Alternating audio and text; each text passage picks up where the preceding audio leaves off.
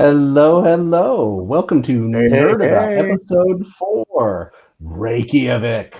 Brought to you by the good folks at Lucky Duck Games. Lucky Duck's got some great new products on the horizon. There's Tranquility Ascent, Captain Obvious, The Dark Quarter. Lucky Duck's also releasing Potions of Azurland into retail. So if you're in the area, we're right about at Essenspiel. Visit Lucky Duck at this spiel at booth 3R411.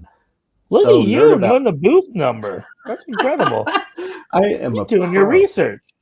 Wow. Nerdabout is a show about travel, food, culture, and general geekitude. We are three good friends within the board game industry who, through serendipity, thaumaturgy, and ennui, have ended up in some absolutely amazing cities.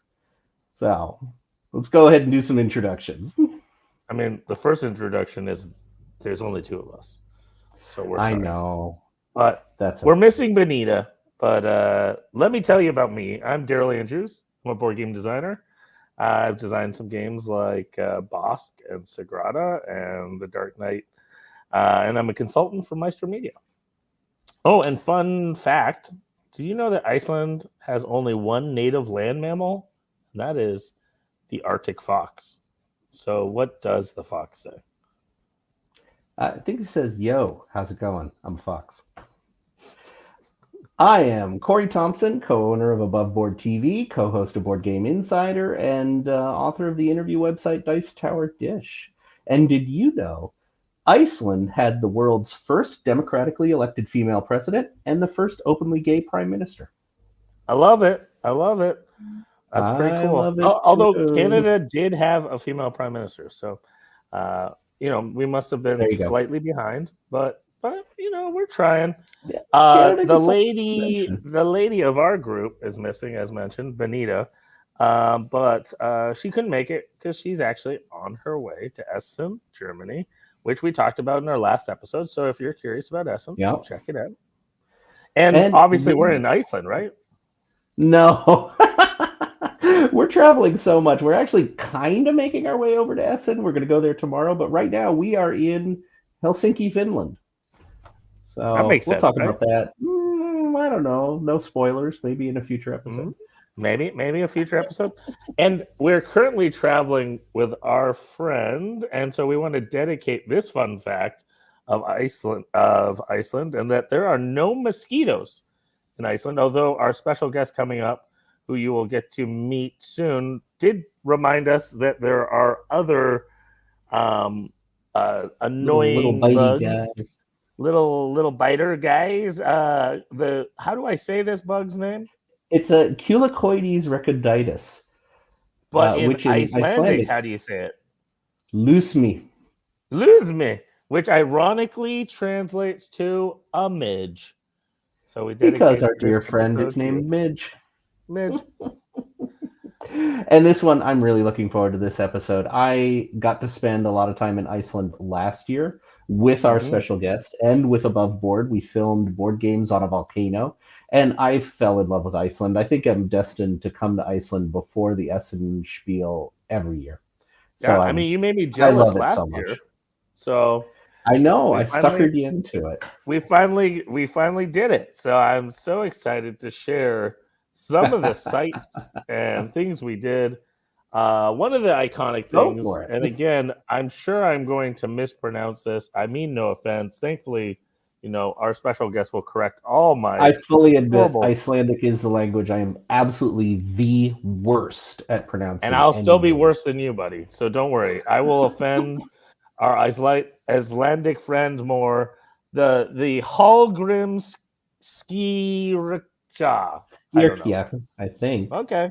We got there. It's the tallest structure in Iceland. It is a Lutheran church right in the center of town. We often walked around it. It was our easy landmark to know where we were. And also my favorite thing is it has this beautiful little rainbow road leading to it. And we didn't end up doing it, but we were thinking about it. You can actually take an elevator inside, go up to the 8th floor, and have a beautiful view. We didn't get a chance to do that, but that is on my to-do list. It's such an iconic building. You can see it from everywhere.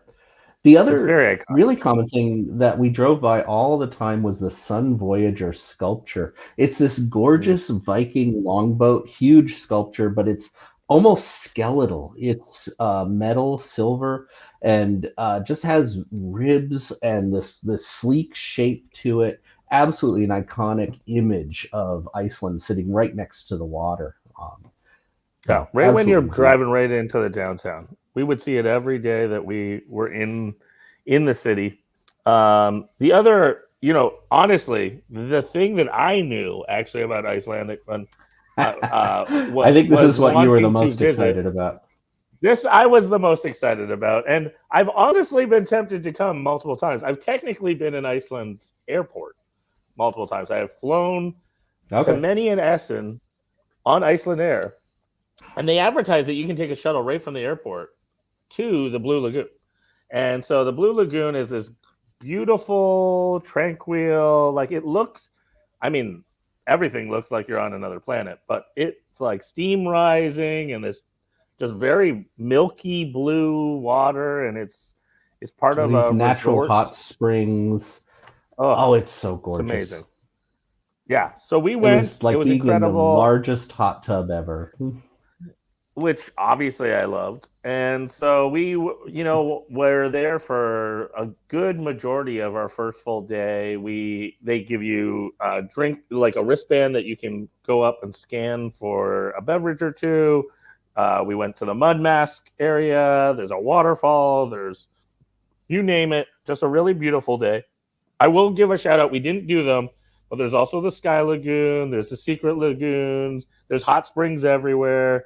There's, again, I'm going to butcher this, but Hamsvik hot springs.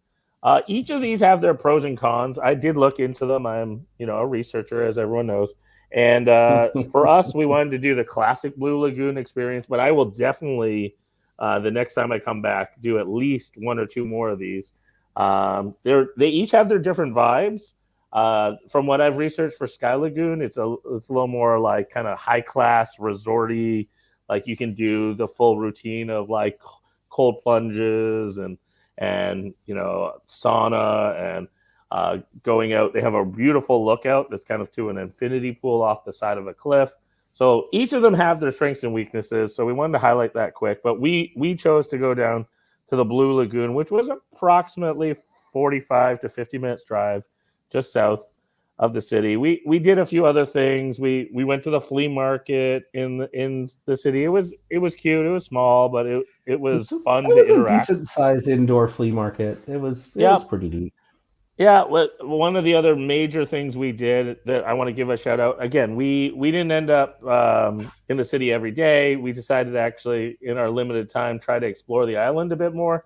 We didn't have our special guests, but we still found our way on a road trip down to the town of Vik, and that's only approximately 2.5 hours drive. But along the way, we made some beautiful stops at some waterfalls. Oh man, you say it so casually that they were waterfalls. These were waterfalls. Oh, they were massive. They're beautiful everywhere. You could at different waterfalls go behind. So the first one we went to, again, I'm apologizing for how you say it, but Seljalandsfoss. That one you could actually go behind the waterfall, and the next one we stopped at was the Skogavoss, and it was powerful, and you could feel the mist even as we were walking up to it. We got a little too close to it, and we got very wet. Yeah, we got pretty wet. We got really wet. But yeah, there's a lot of different ones you can explore, bigger, smaller, you name it. Again, if you were to go all around the island, you would get to explore all kinds of beauties and wonders. For ourselves, we were limited. We also stopped at the Rennisfjara. Again, I'm sorry. But it's famous for its black sand beaches. So we went, we had a cute meal in town, very small, hospitable town. We actually drove around to a few key spots. There's a lighthouse nearby that we went to. The winds were crazy. I may have been in shorts, regretting that decision. That might have been the coldest I've been in a very long time. I'm still wearing my winter hat, trying to warm up. But it was amazing. The views were incredible. We got to see some beautiful rock formations out in the ocean and some archways and such. Also nearby, we didn't get to do it, but I got to give a shout out for all our geeks watching. The Yoda Cave is actually just, if you've ever heard of that, it's just a 20, 30-minute more drive. We had to race back.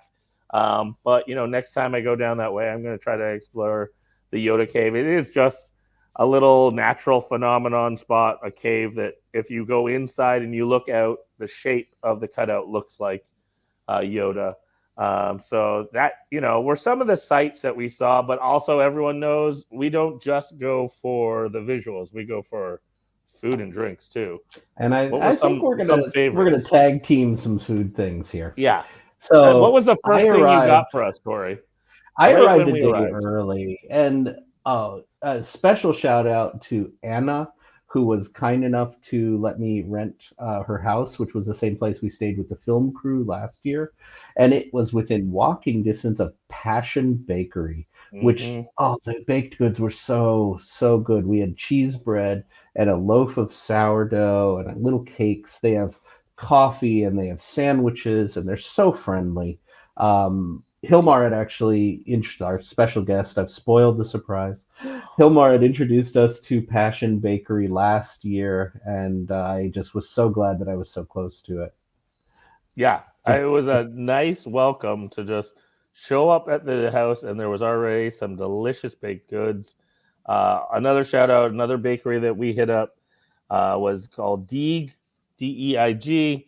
We also ate in the attached. There's actually like 3 kind of shops attached together, the bakery, but also Le Coq, which is known for kind of their rockin' burgers that right away. One was called the Tromp.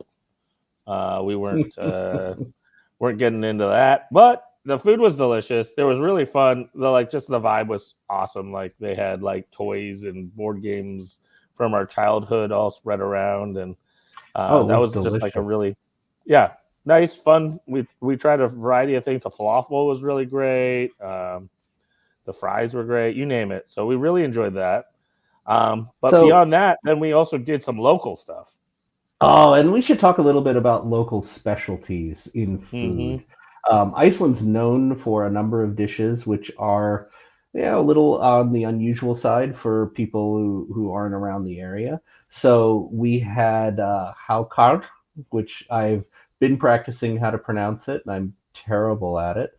This is fermented Greenland shark.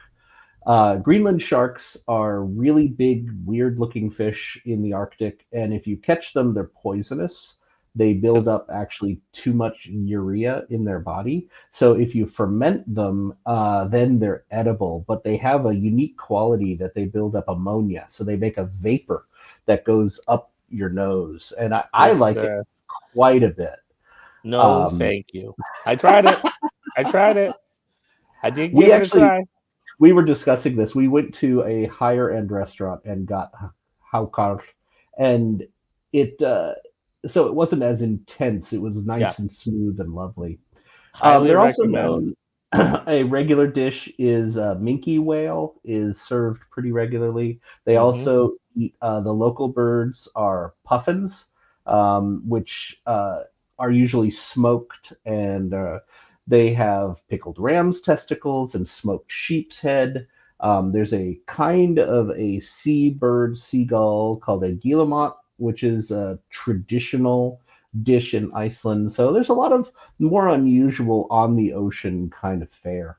Yeah, no, absolutely. But I mean, honestly, a lot of those things, we got to sample them. They were delicious. Also, if anyone's watched past episodes, our opinions are very high on hot dogs. And we got to try one of the greatest hot dogs in the world. I mean, this is a world famous hot dog stand. I'm going to butcher how you say it, as always. Bajarden Bestu?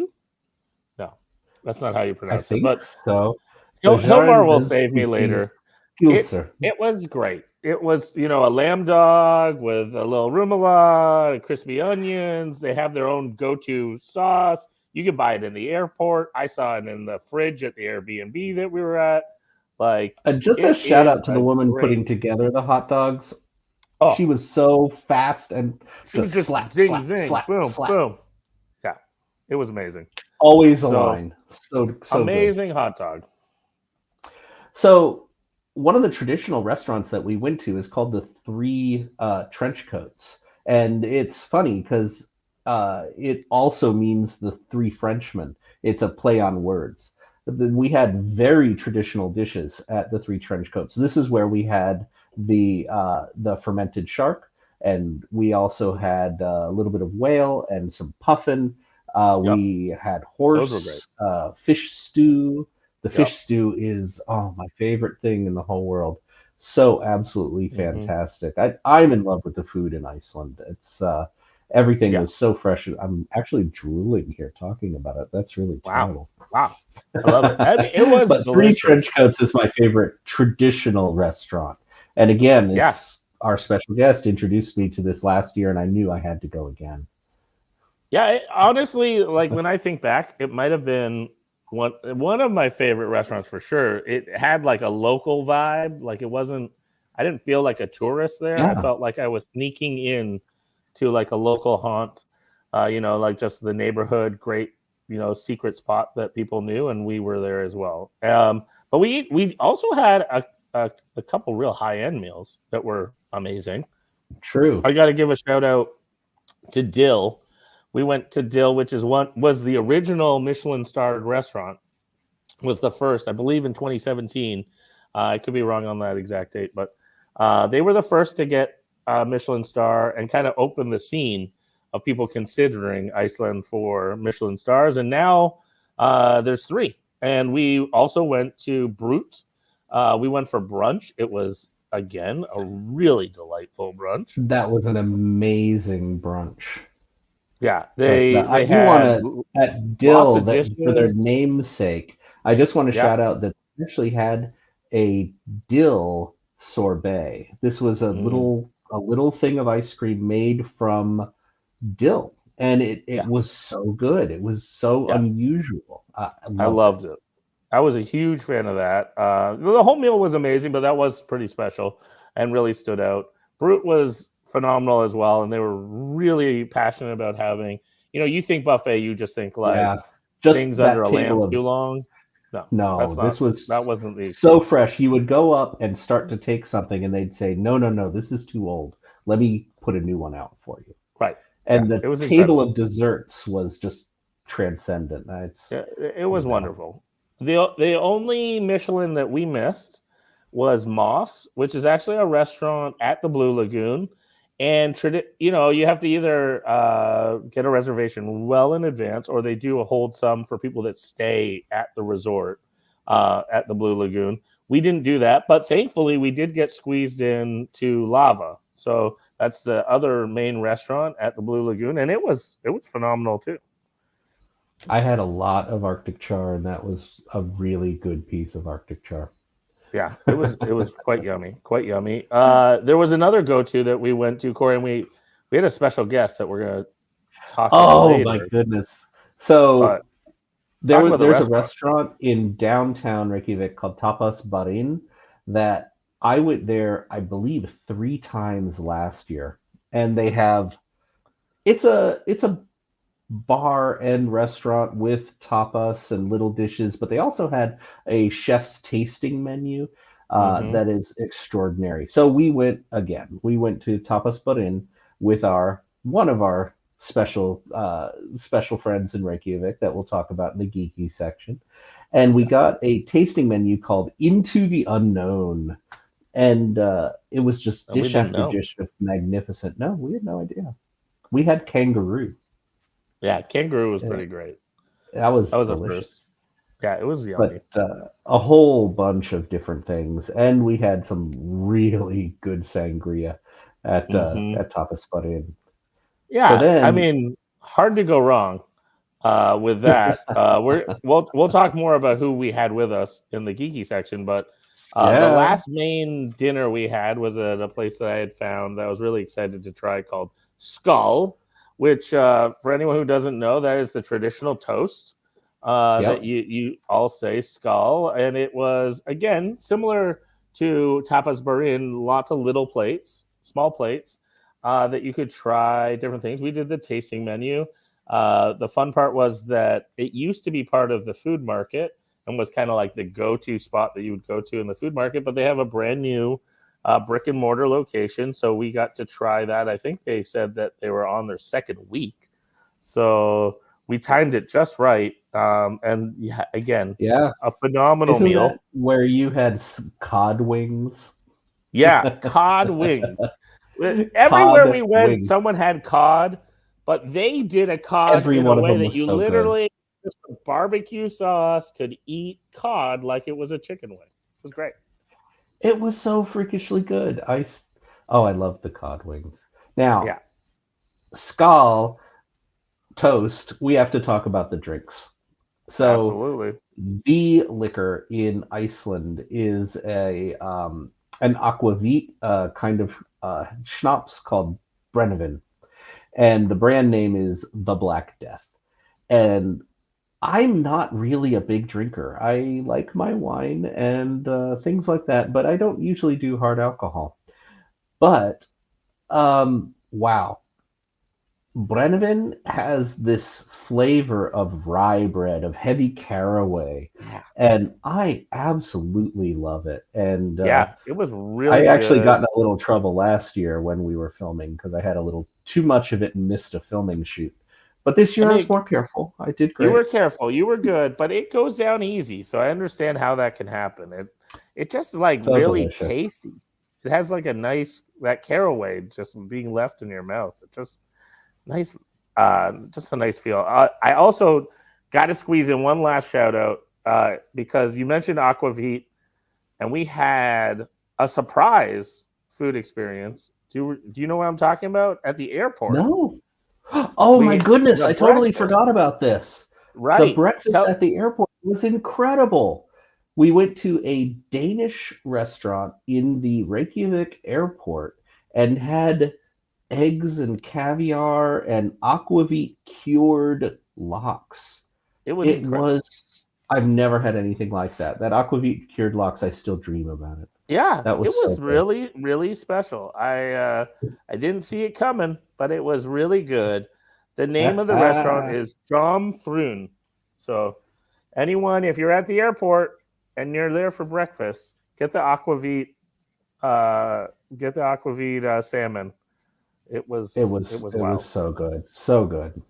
So let's go ahead and intro up our guest, whose name I have never been able to pronounce properly. It's Hilmar Hallbjornsson. That was terrible. I apologize. Hilmar is a web designer, programmer, adjunct professor, promoter, board game expert, podcaster, line producer, bass player. He even ran taxis for us. I swear, every time I said, man, I wish we could do blah, blah, blah, Hilmar would say, oh, I do that. Yeah. Is there anything Hilmar can't do? That's the question. Knit. All right. I bet he can knit. I bet he can knit if he really wanted to. I've known Hilmar a long time, and he's the nicest guy in the universe. My own go-to Viking. So welcome, Hilmar. Thank you so much for joining us for Nerdabout. I mean, by far my Icelandic expert. Yeah. Well, thank you for having me. Yeah, so we've got a couple questions. We do have a few questions, but first off, just to give your out, you had a legitimate reason why we couldn't see you too much this last trip. So yes. Could you tell us a little bit? Because I know deep down inside you are the most hospitable helper person out there, but you couldn't be there for a couple great reasons. And what were those? So first of all, I was attending a convention in Barcelona for the most of the time. And then also, just before I went to Barcelona, my beautiful wife slipped and fell and broke her ankle in 3 places. Oh. So, man. So I mean, I came home and I was going to stay home for 3 days, and as much as I wanted to go and see my friends, I really didn't have the heart to leave her. You still came out and visited with us. It was so nice. Yeah, It was. No, it was yes. incredible to see you, and we totally understand why we couldn't see more of you. But we're looking forward to hanging out with you at Essen. But meanwhile, while we And have you next here, year. and Mhm. next year we got to come And back. next year, and the year after that. Yeah, I love this. Yeah. We're gonna convince Yeah, we're gonna cool. convince Corey to get a house there. So Yes, and start I think looking. they offered to probably be his will. property manager, so I would have, Perfect. another Start Oh, looking on because- your street. By the way, he Because- also does real estate. Yeah. We got a guy for that. We got a guy We for got a all guy. that. So let me hit you with our first question. Can you tell us something fascinating or weird, interesting about Iceland that we probably don't know? Yes. So, and this is a tidbit that I love to share with people, especially when people are traveling with young kids, because we do not have one. We have 13 Santa Clauses. Wow. Tell So- us more. So back in the day when we had the first stories of the Santa Clauses, they were not actually the nice guys that they are now.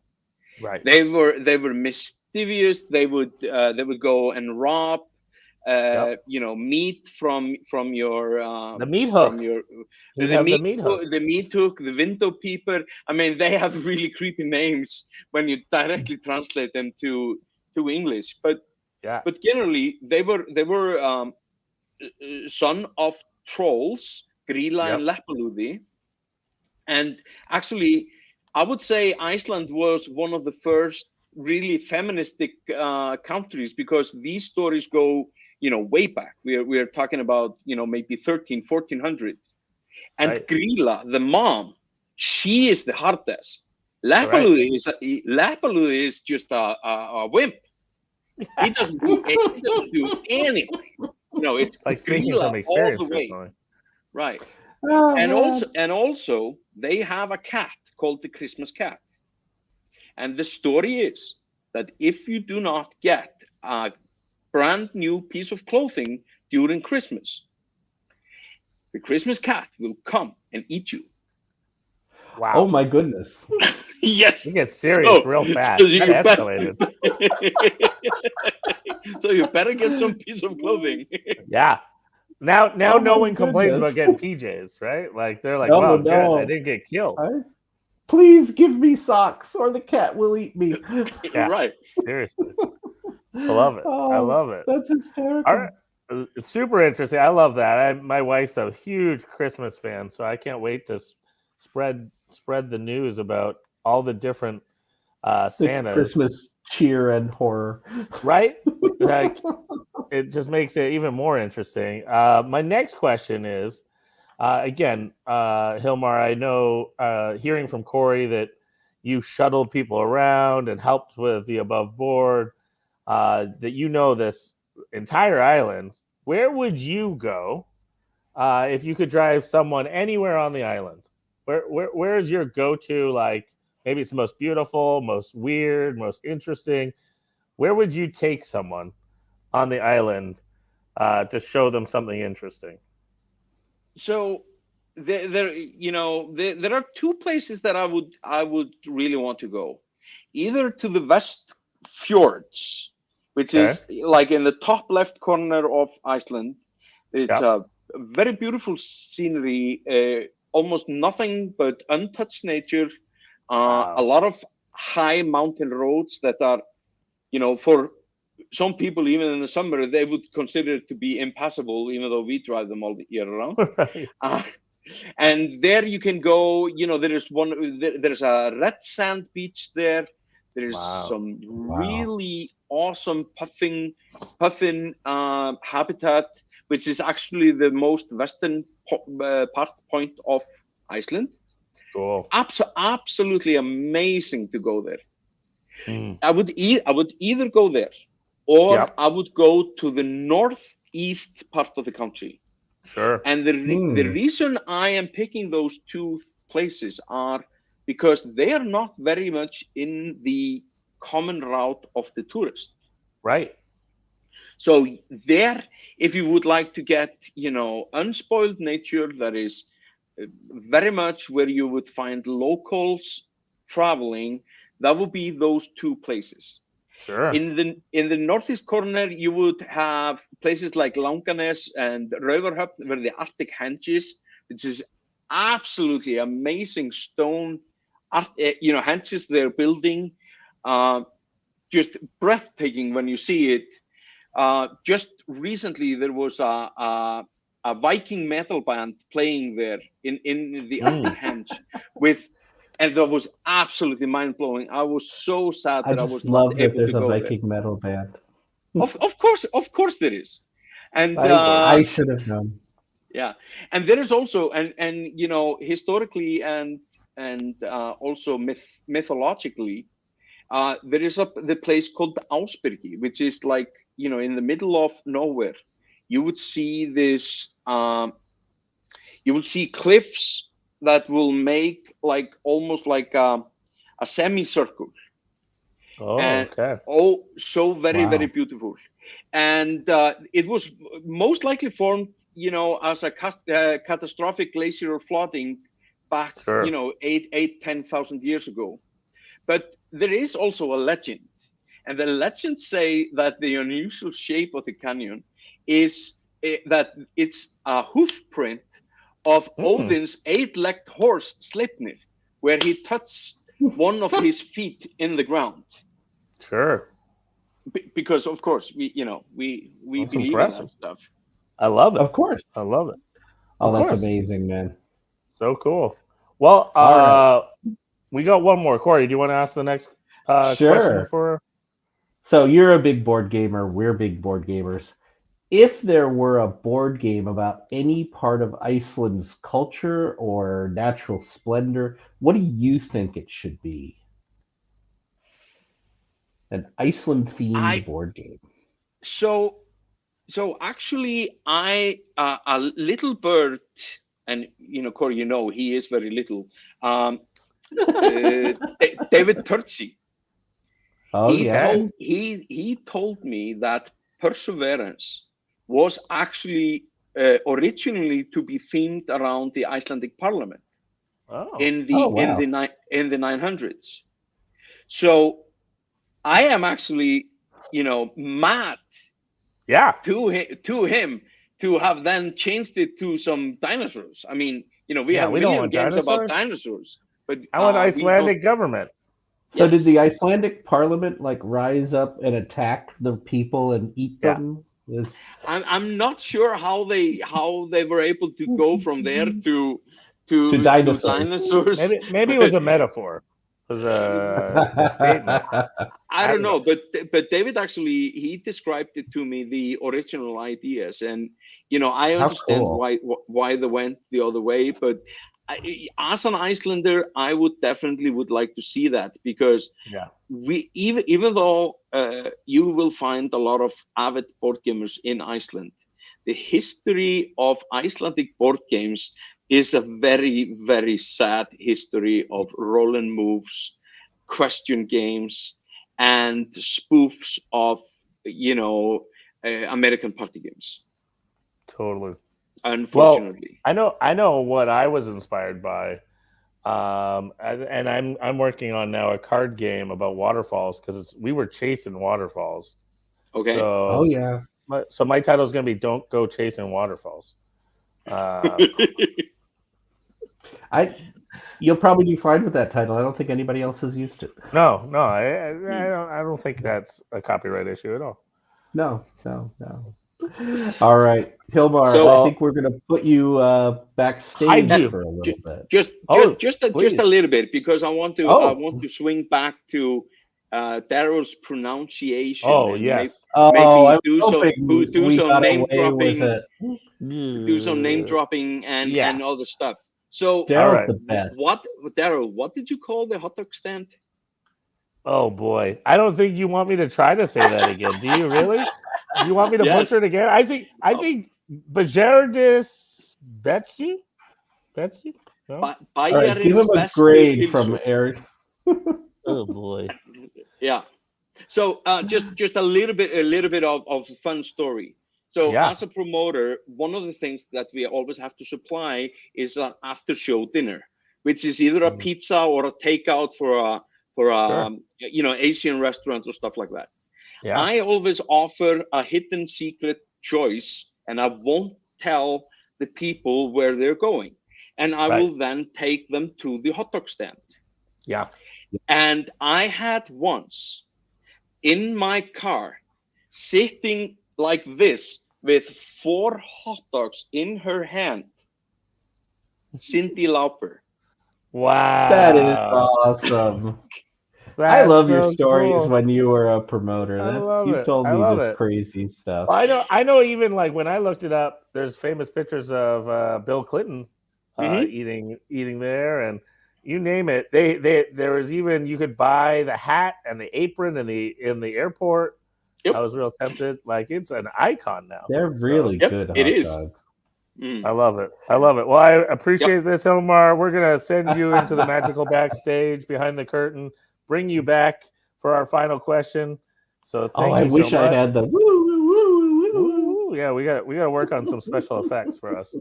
But I know. Before we get to our final question, again, we're so thankful that we have our special guest, our expert, Hilmar. And some of these things, I mean, the first thing we're going to go to is something I Corey, only know these things through Hilmar. Right, and he took you to this last year. Yes. If we're not, so where are we Iceland has a board game convention, which is more like a Comic-Con. Right. There is cosplay. This is the Midgard Gaming Convention. Now, it happened in last year in 2023, and Above Board went, and we have videos on YouTube around the Midgard Gaming Convention. There was not a Midgard in 2024, but it is coming back next year. It's planned to be a biannual convention. Okay. But there were celebrity guests. They had a life-size TIE fighter in the convention hall. It was enormous. They had the 501st there. There were stands from local artists, things about Vikings. There were.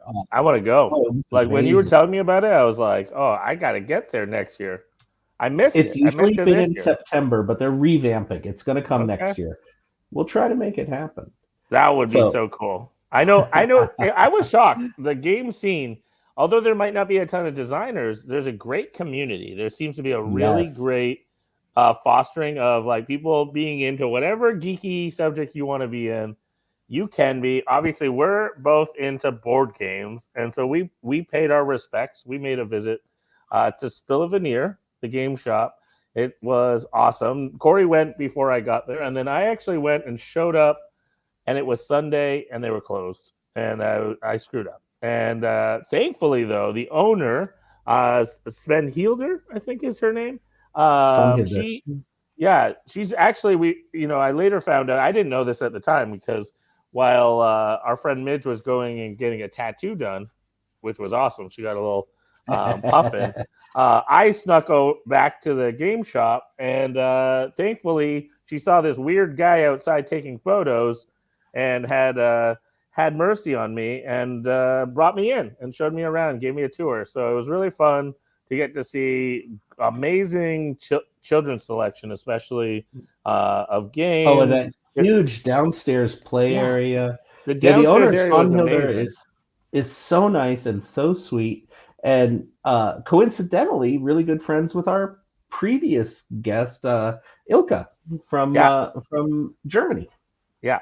I mean, it's a small world. So it was pretty fun to get to see just like another great game shop. It's somewhere true. In the world. The Counterpoint game shop is Nexus. So Reykjavik is not that big a city. I believe it has about 180,000 people.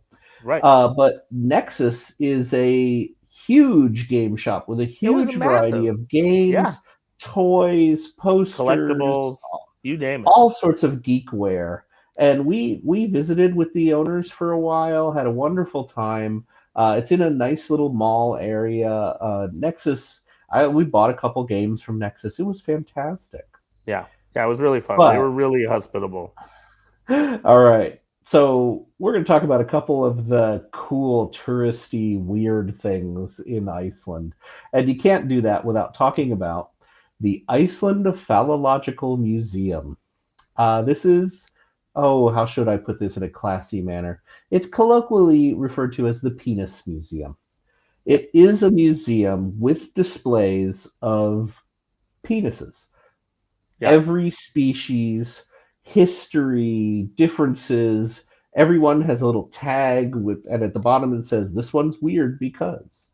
And if you want to know more about it and its history and everything like that, there is a wonderful documentary that I watched on Netflix. I think you can find it a lot of places, called The Final Member, where they were debating about how and when to add a human sample to the museum.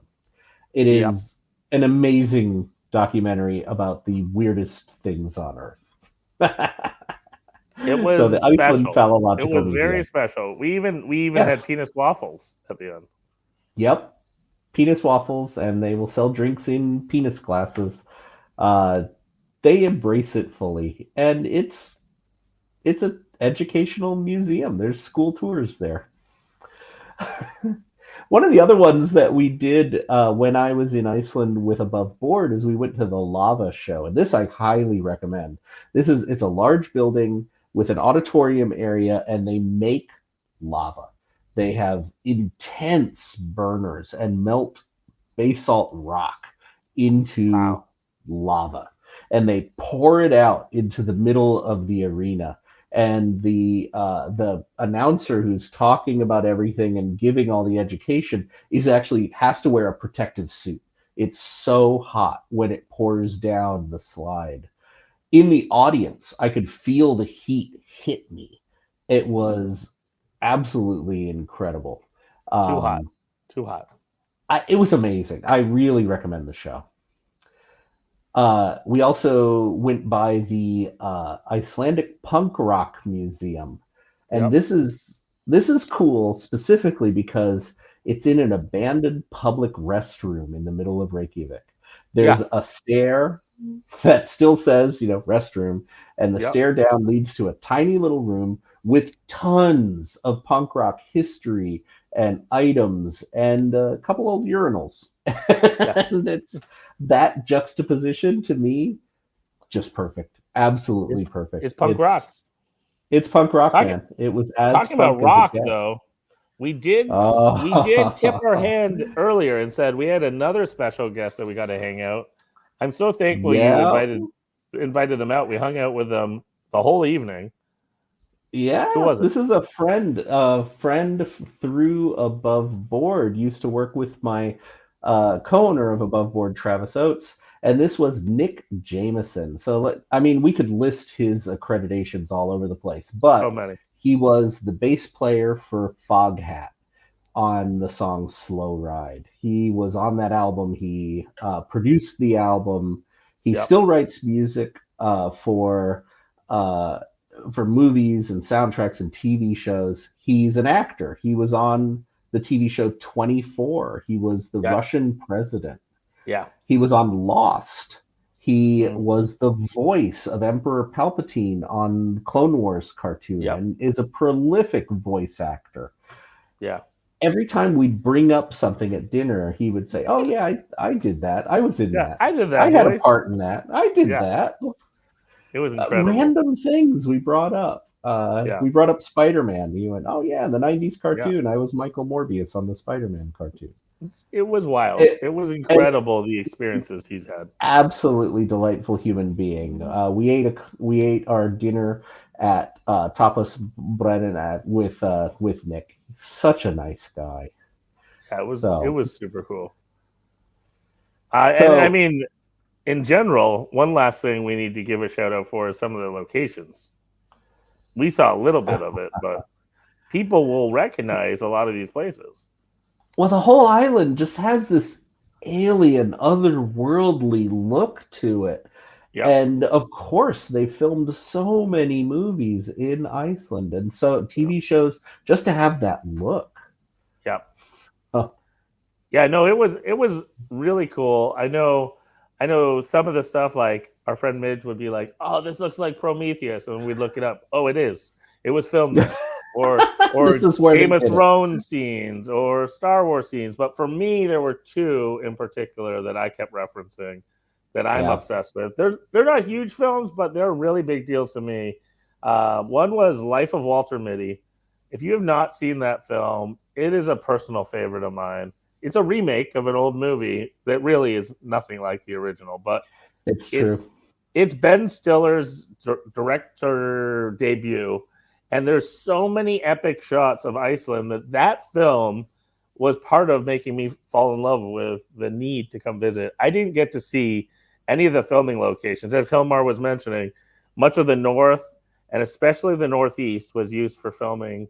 But one day I'm going to come and I'm going to bug Hilmar to show me some of the cool spots up there. The other one that I just laugh so much for, and Corey, you got to watch this one. We were talking about it, is the Eurovision movie that came out just 3 years ago, I think it was, with Will Ferrell. Will Ferrell, thank you, and Rachel McAdams, who ironically I went to high school with. And Josh Hader. Josh Hader, like it was that film, especially if you've seen Eurovision, is hilarious because they worked in all kinds of jokes of past winners and special guests. But they start with the film is about two people from Iceland trying to qualify and then ultimately get to the Eurovision tournament. So again, if you're looking to even watch a movie to catch a little bit of the splendor and beauty of Iceland, I'd say check out Eurovision, check out Life of Walter Mitty. There are just a couple movies that are about Iceland, and then on top of it, so many movies use Iceland as a backdrop because it is a really magical, special place. I spent most of the time on the island just staring out the window at everything. It is so gorgeous. So it's no surprise they use it in movies. Yeah, absolutely. Well, should we invite back our special guest for our final question? Do we have to? Yeah, right. Come on, here he is. I love Hilmar. Hilmar, you're back. Hilmar! I love it. I feel like I just saw you, my friend. Yeah, yep. But we miss you. Well, we actually did. Yeah, we were hanging out a couple and we're going to see you in a day from now, basically. So, but where we're going is obviously Essen, which is, as we mentioned in a previous episode, they host the Spiel, which is a huge board game convention. So we have to ask the question, after seeing all the beauty and magic of Iceland, what is your favorite nature-themed board game? Don't say yet if it comes to you quickly. We're going to give you time. We'll put ourselves on the spot first. I'll put Corey on the spot first, and then I'll go next. Man. But give it some thought, Hilmar, and then we'll also give some honorable mentions of some of what we think are some of the best nature-themed games. But Corey, you got something in mind? There's some really amazing ones out there. I mean, I do really enjoy, like, Forest Shuffle is so gorgeous. But I'm gonna go with the oddball. I'm usually picking the oddball game. You do. I'm gonna go with poorly. Poorly? Thank you. I'm going with Primordial Soup. Came out in 1997, called Wow. You're going old school.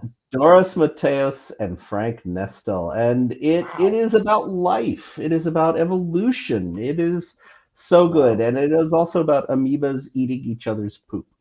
Yeah. You have little amoeba pieces that you move in the current, and you drop your own colored cubes into the water, and you need to eat the other colored cubes. And if you collect enough of them, you can evolve and get superpowers. It still holds up. It is a crazy, weird game.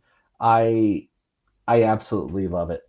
So Primordial Soup, or Soupa. I like it. That's a fun choice. I do like it. I like that you went old school too. There's a temptation, like you mentioned Forest Shuffle. There's been a real trend for nature games, Cascadia or Meadow, or a lot of those. Wingspan obviously was one of the greats. But I have to not use my own bias. I even saw it in a store today, Bosk, but I won't pick my own game.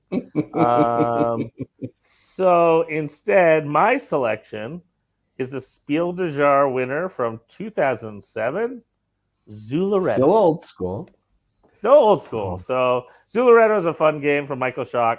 it's, you can see other versions of it. Coloretto is a card version that's just cooked down to a chameleon theme. Zularetto is a zoo, obviously. I just love it. It's a nice I cut you choose game that it's very family friendly, has expansions, so many expansions so you can mix and match and kind of level it up to your group. And I think it's aged well. I think it's still a great game today. So that's my selection. Hilmar, did we buy you enough time? Did we say yours? Of course, yeah. I mean, just because of the not just the theme of the game, but actual content of the game, and because you guys are, your show is about Iceland, I really couldn't, skip Earth. Sure. That's where I live. Well, the thing is that the picture on front of the cover of Earth is actually from Kirkjufell in Snæfellsnes. Oh. And so literally you will have Iceland on front of the cover. Yeah. That's awesome. And back in 2023, I actually did a little interview with Conor McGoey from Inside Up Games. Yep. And he told me that he was actually embarrassed that every single time he was flipping pictures and finding pictures, and he would go through a large collection of pictures, and then he would say, "Ooh, this is nice. Oh, Iceland. Oh, this is nice. Oh, from Iceland too." So there are actually, I think, at least 16 images that are from Icelandic nature. Sure. And if Connor didn't do some really big editing, that would have been like 40 or 50. It would have been Iceland the game. I love it. Yes. Well, this does not surprise Iceland me because Connor McGoey lives in Canada, like me, but north. Yep. So he is a little biased, I think. He must have a little Iceland in his heart. So I don't blame him for choosing so many beautiful images. It was shocking. What are some other honorable mentions that we could have picked? So old school again, Dominant Species, one of the original kind of 4X worker placements. So well done. Sure. Ark Nova, one of my favorites as a veterinarian, getting animals, doing conservation, building a zoo. Do you have others? What do you think, Hilmar? I actually I picked Mariposas. The other game. That's awesome. Other game from Elizabeth Hargrave. Elizabeth Hargrave, thank you. Yeah. I mean, it's very much on the low picks of games, but the game is really, really good, and what she was able to include in the game was that it's very thematical. I mean, the butterflies they die on the way. Migration. Yes. Yeah. So I like Mariposas very well. Yeah. No, Elizabeth Hargraves is crushing it in the nature themes, even her upcoming mushroom game. So Undergrove. So Undergrove actually released at Gen Con. Great game. I love it. So the Fox Experiment.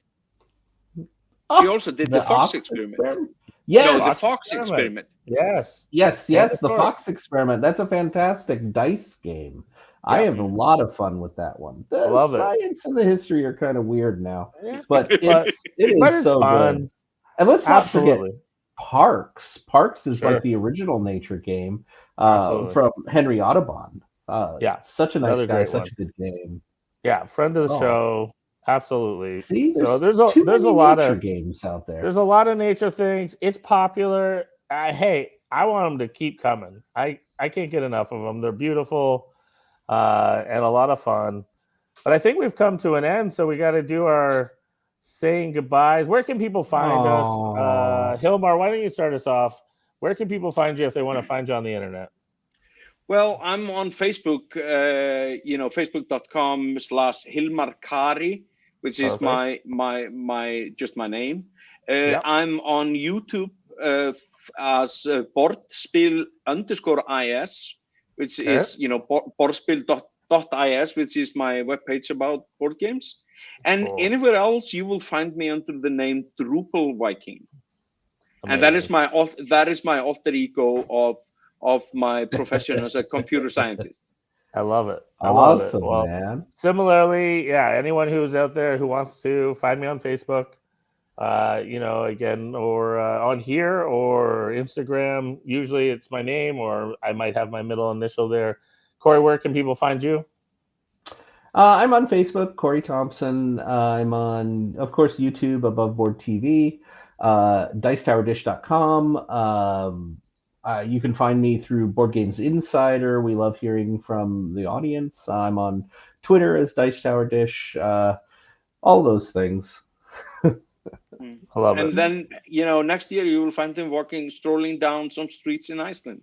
Right. That's true. I like That's it. true. I like it. Keep working on it. It's in my future. Moving. You gotta find something on your street so you can be your neighbor. So it'll just make life easy. I will be on the lookout. I love it. Awesome. Well, I plan on coming back to Iceland with my wife. She already told me from the pictures that I better take her, and I'd happily do it. So I'm looking forward to my next visit to Iceland. I really recommend people that are watching check it out. Plan an amazing trip, and you will not be able to prepare yourself for the beauty. It will be better than you can imagine. No. So thank you so much, everyone, for tuning in and watching. We really appreciate Hilmar you taking the time to join us. Thank you for having me. And everyone out there, explore the world, do nerdy stuff, and have lots of fun. Take care, everyone. Take care. Bye-bye. Bye-bye.